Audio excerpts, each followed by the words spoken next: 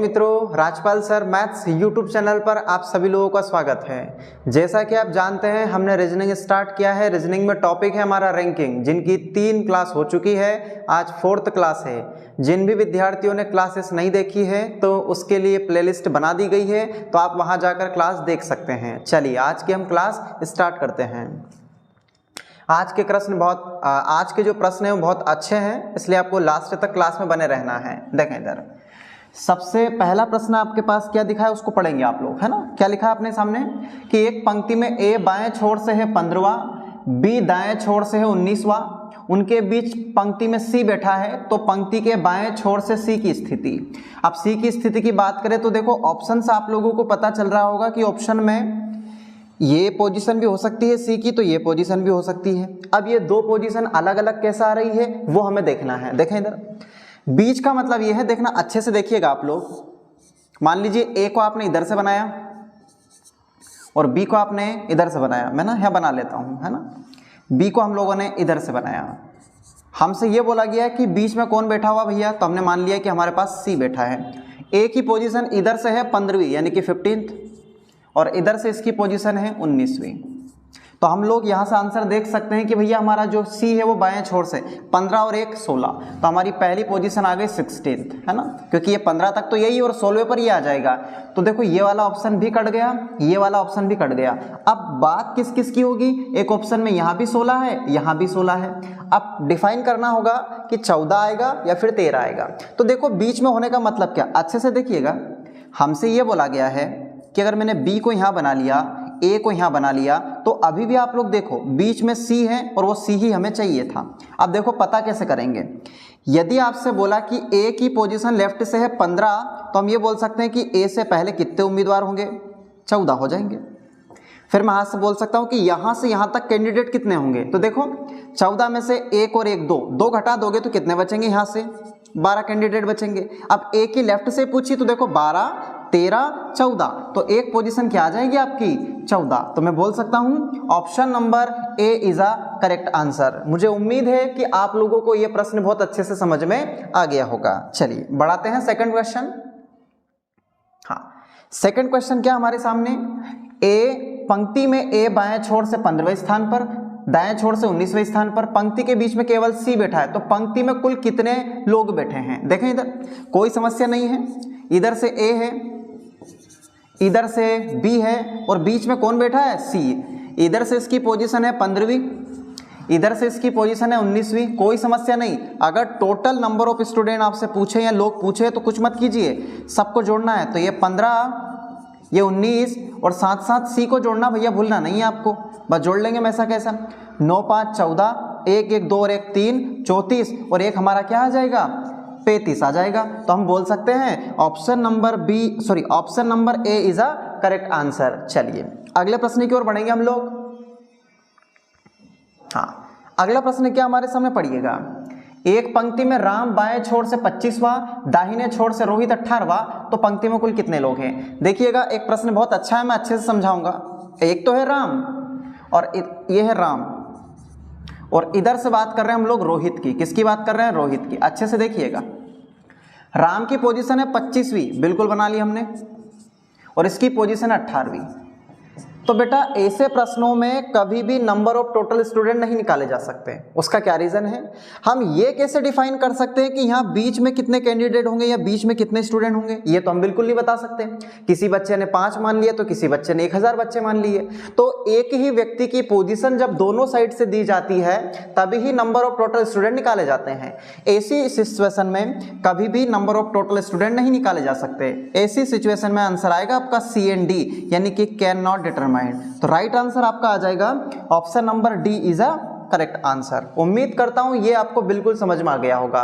जब भी number of total student निकालने हैं तो एक ही व्यक्ति की पोजीशन आपको दोनों साइड से दी जानी चाहिए, तभी आपके कुल व्यक्तियों या कुल विद्यार्थियों की संख्या निकलेगी। चलिए अगले प्रश्न की ओर बढ़ेंगे हम लोग।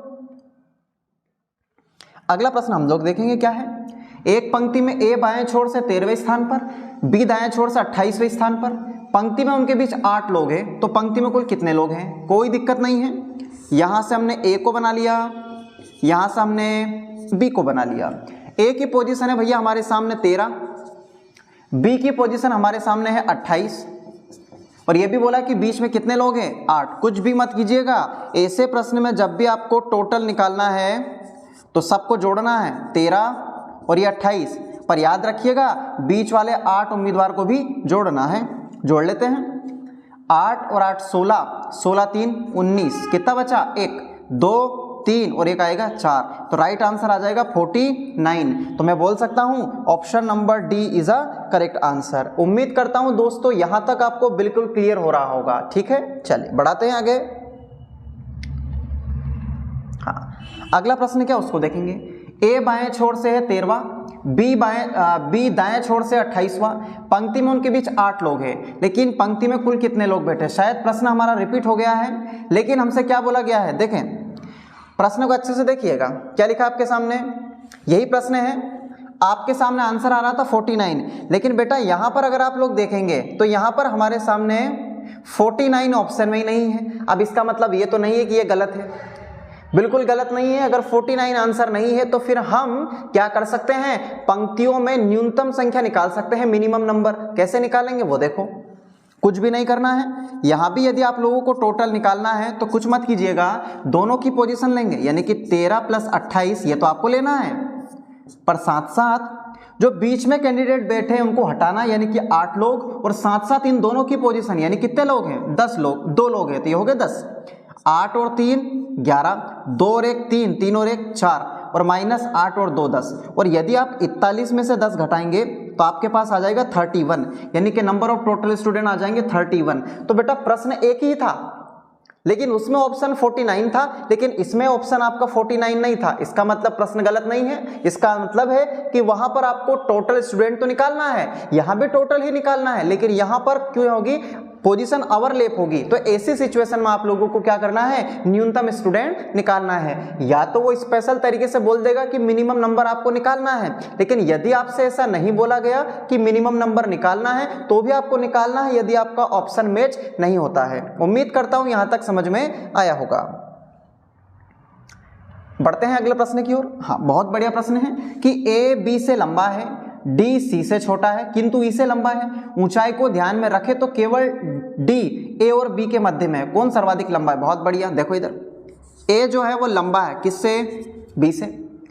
डी है, डी के बारे में सी से छोटा है, यदि ये सी है तो सी से छोटा है, किंतु ई से लंबा है। तो याद रखना बेटा, किंतु, लेकिन, किंतु, परंतु और तथा वर्ड आता है तो इस तीसरे वाले का सीधा संबंध होता है पहले वाले से। डी सी से छोटा है लेकिन ई से लंबा है। ई से लंबा कौन है भैया, आपका डी है। आगे क्या बोला है, केवल डी ही ए और बी के मध्य में आता है, यानी कि जो डी है इसको किस किस के मध्य में रखोगे, ए और बी के। मतलब यहां ए रख लेते हैं और यहां पर बी रख लेते हैं। अब पीछे कौन चला जाएगा, ई चला जाएगा, और यहां सबसे आगे कौन आ जाएगा, ए आ जाएगा। हमसे क्या बोला है कि भैया कौन सर्वाधिक लंबा है, तो हम साफ साफ बोल सकते हैं कि भैया हमारा जो सी है वो सबसे लंबा है। तो option number C is a correct answer. उम्मीद करता हूं यहां तक आपको समझ में आया होगा। चलिए बढ़ाते हैं आगे क्लास। अगले प्रश्न की ओर बढ़ेंगे हम। क्या लिखा है, लड़कों की एक पंक्ति में सचिन बाएं से 11वें स्थान, राजेश दाएं से 7वें स्थान। अगर वे अपना स्थान आपस में आदान प्रदान यानी पोजीशन चेंज कर लेते हैं तो सचिन बाएं से हो जाता है 16वां। तो पंक्ति में कुल कितने लड़के हैं। मैंने पिछली 2 क्लास में आप लोगों को हिंट बता दी थी, चलो मैं इस क्वेश्चन को एक बेसिक तरीके से सॉल्व करवा के बता देता हूं, है ना। देखें इधर सचिन की बात करते हैं, सचिन यहां पर है, फिर मैं बात करूंगा राजेश की, तो राजेश यहां पर है ना। दोनों की पोजीशन लेंगे तो ये वाली जो पोजीशन है वो भैया 11 है और ये वाली जो पोजीशन है वो है 7वीं। अब दोनों ने यदि पोजीशन चेंज करी तो राजेश यहां पर आएगा, सचिन यहां पर आएगा। देखो पोजीशन चेंज हो गई। अब पोजीशन चेंज होने के बाद बोला है कि सचिन बाएं से हो गया 16वां, यानी ये सचिन है, ये बाएं से हो गया 16वां, है ना, 16th पोजीशन हो गई। मैं आपसे यह कह सकता हूं कि सचिन को यदि आप यहां से बेस मान लो, यदि ये 7 लोग हैं तो मैं बोल सकता हूं कि यहां भी 7 लोग होंगे। तो फिर मैं यहां से बोल सकता हूं कि जब भी आपको नंबर ऑफ टोटल स्टूडेंट निकालने हैं तो हम क्या करेंगे, सचिन की पोजीशन लेफ्ट से भी है राइट से भी है, तो दोनों पोजीशन को जोड़कर -1 कर दो, ज्यादा कुछ नहीं करना। तो 16 + 7 और -1, क्योंकि एक ही व्यक्ति को 2 बार नहीं लेना। 7 6 13, तो आएगा 23, और 23 में से यदि 1 गया तो नंबर ऑफ टोटल स्टूडेंट कितना आ जाएंगे, बिल्कुल 22, यानी option number B is a correct answer. इस क्वेश्चन को मैंने सॉल्व करवा के बता दिया है, पिछली 3 क्लास में भी ऐसे प्रश्न आए हैं, उनको मैंने शॉर्ट डायरेक्ट बता दिया था आपको, कोई समस्या यहां तक बिल्कुल नहीं होगी। चलिए बढ़ाते हैं आगे। और हमारे टेलीग्राम चैनल पर इसकी पीडीएफ आप लोगों को मिल जाएगी, है ना।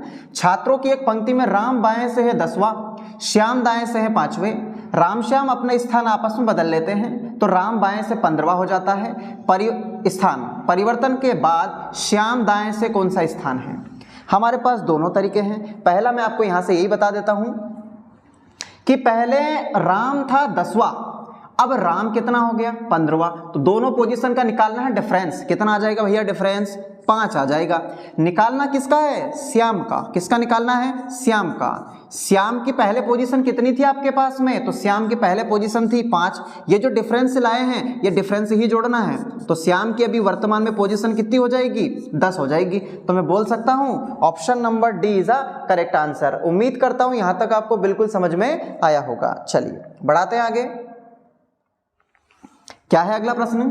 कुछ पुस्तकें एक पंक्ति में लगी हैं, दाईं ओर से 21वीं पुस्तक, बाईं ओर से 28वीं पुस्तक के बीच 5 पुस्तकें हैं, तो कुल पुस्तकों की संख्या 42 से अधिक हो तो पुस्तकों की कुल संख्या। मतलब इतना साफ साफ कर दिया गया है आपको कि पुस्तकों की जो टोटल नंबर आएगी भैया वो 42 से ज्यादा आनी चाहिए। इसका मतलब है कि हम यहां पर न्यूनतम आंसर बिल्कुल नहीं निकाल सकते। देखो कैसे, एक पोजीशन इधर से दे दी भैया 28वीं, इधर से दे दी 21, और बीच में कितनी पुस्तकें हैं? 5 पुस्तकें। कुछ मत कीजिए, सबको जोड़ लीजिए, 28 प्लस 21 और प्लस 5। ये 28 ऐसा कैसा, इधर जोड़ लेते हैं, कितना आ जाएगा? 26। जोड़ लो, 8 6 14, 2 2 4 और 1 5, यानी कि पूरी पुस्तक आ जाएगी 54। और हमने साफ क्लियर कर दिया कि भैया वो 42 से ज्यादा ही है, तो राइट आंसर आएगा option number C is a correct answer. उम्मीद करता हूं यहां तक समझ में आ गया होगा। आगे चलेंगे हम लोग। हाँ, क्या प्रश्न? यदि किसी पंक्ति में एक व्यक्ति दोनों छोर से 23वां है तो पंक्ति में कुल कितने लोग हैं? बहुत बढ़िया। टोटल जब निकालना है तो व्यक्ति लेफ्ट से भी 23वां होगा, राइट से भी 23वां होगा, पर एक ही व्यक्ति को कभी भी 2 बार नहीं लेते, इसलिए -1। 23 23 46, 46 में से एक जाएगा तो नंबर ऑफ टोटल स्टूडेंट कितने आएंगे भैया? 45 आ जाएंगे। Option number A is a correct answer. चलो समय ना लेते हुए अगले प्रश्न की ओर बढ़ेंगे। क्या है प्रश्न? 49 विद्यार्थियों की एक कक्षा में नेहा का स्थान नीचे से 16वां है, ऊपर से उसका स्थान, सॉरी 49 नहीं है, 40 कैंडिडेट है, ये 40 है और नीचे से बोला है नेहा। नेहा कितनी है? 16वीं। कुछ ना करो भैया, टोटल बराबर क्या होता है हमारा? टॉप प्लस बॉटम, और एक ही व्यक्ति की पोजीशन 2 बार नहीं हो सकती। तो टोटल है 40, नेहा का टॉप से निकालना है, बॉटम से दिया है 16 माइनस 1, 16 में से 1 गया 15 और प्लस का 15 इधर यदि आएगा तो माइनस का, तो हम टॉप से पोजीशन बता देंगे भैया, कितनी पोजीशन आ जाएगी? 25 आ जाएगी। तो राइट आंसर आएगा option number A is a correct answer. उम्मीद करता हूं यहां तक बिल्कुल आपको क्लियर हो गया होगा। देखो इस प्रश्न को मैंने पूरा लिख दिया, लेकिन इतना लिखने की आवश्यकता नहीं है भैया। 40 में से यूं भी 16 जाता तो आपका 24 बचता और उसकी खुद की पोजीशन भी माइनस हो गई, इसलिए आप +1 कर लेते, तो 24 में 1 जोड़ते तो कितना आ जाता? 25 आ जाता। तो इतना लिखने की आवश्यकता ही नहीं पड़ेगी, है ना। चलो क्या अगला? नरेंद्र दाएं से 7वां, उसी पंक्ति में नागेंद्र है बाएं से 6ठा, तो पंक्ति में कुल कितने व्यक्तियों की संख्या कितनी होगी? तो देखो एक तो आप लोगों के सामने है नरेंद्र, ये लिखा मैंने, और एक इधर से है नागेंद्र। एक की पोजीशन है 7वीं, एक की पोजीशन है 6ठी। हम ये कैसे बोल सकते हैं कि भैया इनके बीच में नंबर ऑफ टोटल स्टूडेंट कितने होंगे? वो हम नहीं फाइंड कर सकते। तो फिर ऐसी सिचुएशन में भैया आप लोगों को अभी सिखाया था मैंने, क्या आंसर आता है? सी एंड डी, यानी कैन नॉट डिटरमाइन। जब भी बीच में स्टूडेंट नहीं फाइंड कर सकते आप लोग तो हमेशा आपको आंसर लगाना है सी एंड डी। उम्मीद करता हूं यहां तक आपको क्लियर हो गया होगा। अगले प्रश्न की ओर बढ़ेंगे। किसी कक्षा में पास विद्यार्थियों में आशीष का रैंक ऊपर से दूसरा और नीचे से 13वां है। 7 विद्यार्थी फेल हो गए, 3 अब्सेंट हो गए। कक्षा में विद्यार्थियों की संख्या, तो पहले मैं आपसे यहां से ये बोल सकता हूं कि पास कैंडिडेट के अंदर ऊपर से उसकी पोजीशन है 2nd, नीचे से उसकी पोजीशन है 13। तो पहले पास कैंडिडेट निकाल लेते हैं, कोई समस्या नहीं। दोनों को जोड़ो तो 13 और 2 15, लेकिन 15 नहीं होंगे, 14 होंगे भैया, क्योंकि एक ही कैंडिडेट को कभी भी 2 बार नहीं लेना। उसके बाद 7 फेल हो गए, आने दो इनको भी, और 3 अब्सेंट हो गए, पेपर ही नहीं दिया होगा इन्होंने। तो आपका कितना ये 14, 7 3 10, और 14 और 10 जोड़ोगे तो नंबर ऑफ टोटल स्टूडेंट भैया कितने आ जाएंगे, 24 आ जाएंगे। तो हम बोल सकते हैं option number D is a correct answer. उम्मीद करता हूं यहां तक वीडियो आपको पसंद आया होगा। अगले प्रश्न की ओर बढ़ेंगे। एक पंक्ति में रमेश का स्थान दाएं से चौथा, उसी पंक्ति में आशीष का बाएं से पांचवा। यदि दोनों के बीच कुल 2 लोग हैं तो पंक्ति में व्यक्तियों की संख्या। कोई समस्या नहीं है। देखो नंबर ऑफ टोटल स्टूडेंट निकालना। एक की पोजीशन कितनी दे रखी है आपको, दाएं से चौथी। एक की पोजीशन दे रखी है 5वीं, और बीच में कितने लोग हैं, 2, जोड़ लो और क्या, 5 4 9 और 2 11। तो नंबर ऑफ टोटल स्टूडेंट आ जाएंगे 11। तो option number D is a correct answer. अगले प्रश्न की ओर बढ़ेंगे। एक पंक्ति में नागेंद्र दाएं से 12वां, फिर बोला है नरेंद्र 15वां, दोनों के बीच 8 लोग हैं तो पंक्तियों में कुल संख्या। यदि न्यूनतम संख्या पूछे तो ही हमको कुछ करना है उसके बारे में, जो मैंने आपको पहले बताया था। लेकिन न्यूनतम नहीं पूछे बेटा, तो आप लोगों को जब भी टोटल निकालना सबको जोड़ दो। एक है 12वां, एक है 15वां, और ये बीच में कितने लोग हैं, 8। बस खत्म करो इनको। तो आपको पता है 12 और 8 20, 20 और 15 कितने आ जाएंगे, 35 आ जाएंगे। हम बोल सकते हैं option number A is a correct answer. अगले प्रश्न की ओर बढ़ेंगे। क्या है प्रश्न आपके सामने, हाँ प्रश्न है ए बी से लंबा है परंतु सी जितना लंबा नहीं है। बहुत बढ़िया, देखो ए है, बी से तो लंबा है परंतु सी जितना नहीं है, तो सी से क्या है, छोटा है और क्या। आगे डी ई से लंबा है, जो डी है आपका वो ई से क्या है, लंबा है, परंतु बी जितना नहीं है, मतलब बी से क्या है, छोटा। अब यहीं से जमा देते हैं भैया, बी से कौन है यहाँ, डी, और डी के बाद कौन है, ई। जम गए इतने लोग। और भी है आगे, देख लेते हैं आगे।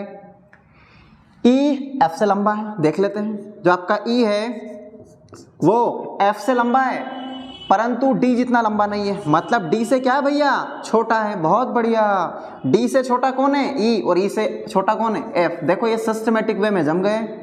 प्रश्न पूछा है सबसे अधिक लंबा, तो सबसे अधिक लंबा है सी। पूछ ले सबसे छोटा, तो सबसे छोटा है एफ। तो हम राइट आंसर लगा सकते हैं, option number B is a correct answer. उम्मीद करता हूं यहां तक आपको क्लियर हो गया होगा। बिल्कुल उसी टाइप का सेम क्वेश्चन है, छोटा बड़ा निकालना है। इसमें आपसे पूछा है कि सबसे छोटा कौन है, तो इस दिए गए प्रश्न का आंसर आप लोगों को कमेंट बॉक्स में देना है। अगला प्रश्न हम देख लेते हैं। 4 बहनें हैं ABCD, B A की अपेक्षा 5 वर्ष बड़ी है, C D से 8 वर्ष बड़ी है तथा D B से 6 वर्ष छोटी है, तो सबसे छोटी कौन है, पढ़ लेते हैं। देखो पहले A और B की बात हुई है। जो B है A की अपेक्षा 5 वर्ष बड़ी है। यदि A को मान लीजिए मैंने मान लिया 1, तो इससे 5 साल बड़ी, मतलब ये कितने की हो गई, 6 वर्ष की। लेट किया है सर पर। आगे C और D की कंपैरिजन हुई है, उनको भी देखेंगे। C है D से 8 वर्ष बड़ी है, D B से 6 वर्ष छोटी है। जो D है B से 6 साल छोटी है। अब B है, इस B से अगर 6 साल छोटी है कौन, D, इसका मतलब वो कितने की है, 0 वर्ष की, मतलब उसका जन्म ही नहीं हुआ इस हिसाब से। तो फिर आपसे बोला कि जो C और D से 8 वर्ष बड़ी है, मतलब ये कितने की हो गई, 8 वर्ष। कोई गलत तो नहीं हुआ, देख लेते हैं। B A की अपेक्षा 5 वर्ष बड़ी है। यदि 1 है तो 5 वर्ष बड़ी मतलब 6 हो गई। ठीक, पूछा है सबसे छोटी कौन है, तो यहां पर सबसे छोटा कौन दिखेगा आपको, D दिखेगा। तो राइट आंसर आ जाएगा option number D is a correct answer. चलिए बढ़ाते हैं आगे। चलिए धन्यवाद साथियों, आज की क्लास आपकी यही समाप्त होती है। अगर हमारा वीडियो पसंद आया हो तो इसे लाइक कीजिएगा, शेयर कीजिएगा, और यदि आप हमारे YouTube चैनल पर नए हैं तो हमारे YouTube चैनल को सब्सक्राइब कीजिएगा। धन्यवाद।